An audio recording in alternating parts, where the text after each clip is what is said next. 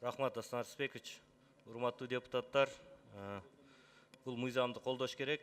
Негизи өкмөт өкүлдөрү жакшы түшүндүрө албай атат. Бул жерде 800-500 эмес, ал жерде Баткен облусу боюнча Тажикстанга биздин кыргыздар эле, мына биздин жарандар 10 миң деп кирет күнүнө.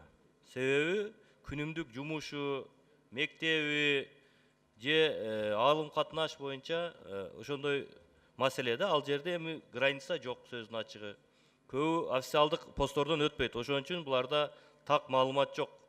Негизинен биздин жарандар Тажикстанга көп кирет. Ошону билип койсоңуздар, тажик жарандары аз кирет. Азырда мына Өзбекстан менен алардын карым катнашы оң болуп, ал жак менен көбүрөөк жүрүп атат, ошо Россияга. Ошон үчүн бул жерде бир эле кирип чыгыш эмес, бул жерде эми көп маселелер бар да, урматтуу. Биздин экономикабызга байланыштуу, коопсуздукка байланыштуу, анан 60 күн десе эле көп ойлоп атабыз, жөн эле кирип чыга бере турган. Ал жерде эми сөзсүз биздин погранслужба отурат, таможня служба отурат, башка службалар отурат. Булар тыкат көзөмөлгө алат, мен оюмча. Анан негизи биздин эки элдин баары карым катнашы, анан жүрүшү кененирээк болуп калат да. Бул мыйзамды биз сөзсүз колдошубуз керек. Анан экономика боюнча Айнура Тойчуевнадан сурап кетти, бирок бир топ эле өсүү бар. Тажик тараптан да биз жака кирген товарлар, биз жактан да ал жака кирген товарлар бар да. Тилекке каршы баягы границабыз такталбагандан көп маалыматтар так айтылбайт да. Негизинен Тажикстан менен маселе жок. Андан кийин МИДтин өкүлү бар, мен сурандым эле биздин Согдуйский облуста консулствону өкүлчүлүктү ачуу боюнча. Эмне жумуш кылдыңыздар?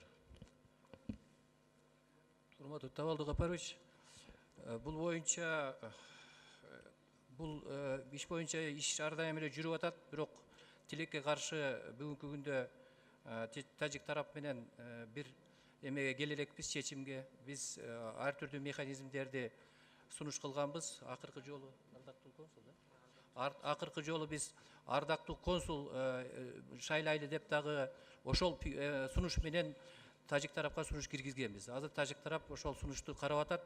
Өзүңөр сунуш бергиле, ушул ардактуу консулга макулдук бергиле деген сунуш киргизгенбиз. Мунун үстүнөн иш болуп атат. Жок, иш эмес, аны чечишиңиздер керек. Негизинен 10 миң деген адамдар кирип чыгып атат күнүгө. Бирок бир да өкүлүбүз жок. Бүт кыйналгандар ошол жерде, баардык жактан. Ошон үчүн аларга биздин элибизге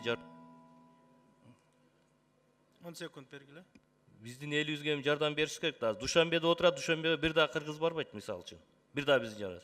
Андан көрө ошол жерде тияктан штатын азайтып туруп, Худжент шаарында, Сагдийский облустта бир жерди ачыңыздар, консулствону тездетип.